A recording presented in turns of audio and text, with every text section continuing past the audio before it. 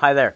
My name is John Stevens. I'm pastor of Zion Lutheran Church in Oregon City, Oregon, and we are part of the ELCA. And welcome to Dollar Store Children's Sermons, where I take a look at the lectionary text and I time to an item from the Dollar Tree or the junk drawer or the kids' room or the garage.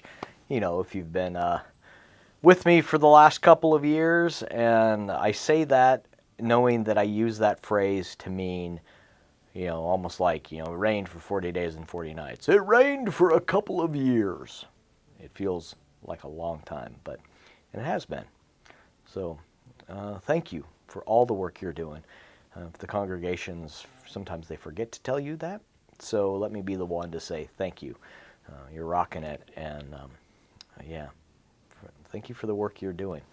So this is for the narrative lectionary, and we're looking at John chapter 1, and what a great text this is. So there's a lot of springboards that I'm working with in my brain, and one is the beginning of the text, and the second one is near the end. So the first one is playing with the idea of John pointing to the Messiah, pointing to Christ. John is the one that's directing us to the Holy One. And notice that when I said that, I purposely didn't use the language of light and dark.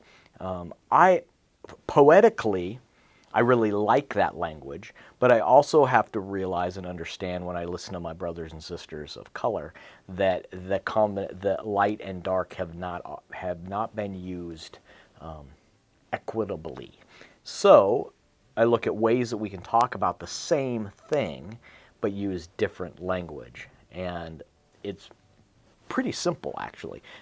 Pointing the way, and so an older children's sermon I had used a flashlight, the idea of the flashlight, that I myself am not the light, but so I am not going to actually use the image of the light.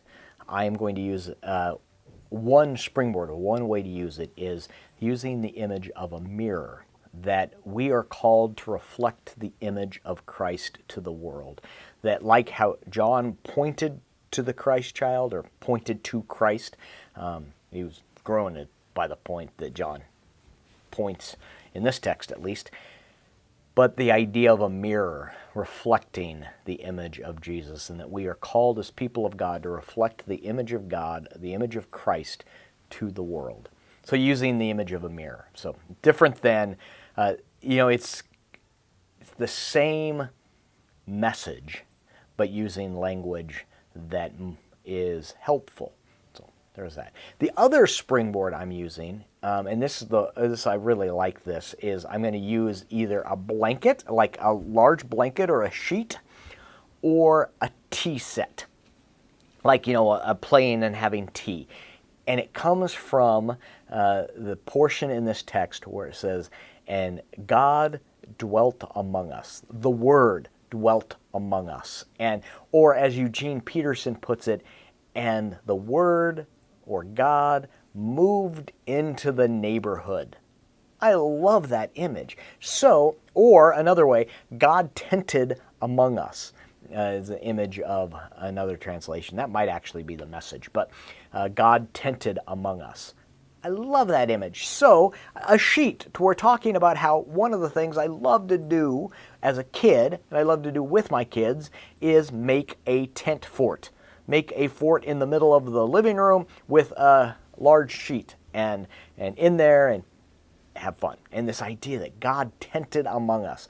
How intimate of an image is that building a fort and being in there, and I love that image. The other is the tea set.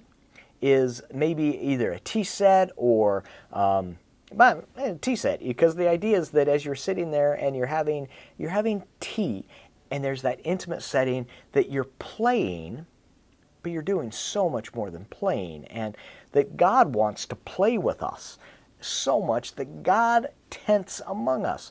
God moved into the neighborhood. That's pretty cool. So those are the springboards that I'm using for this text. I hope they can be useful. I hope that they can help you in your crafting your children's sermon. And And as always, thank you for stopping by, and I hope you have a fantastic week. All right, peace. We'll see you next week.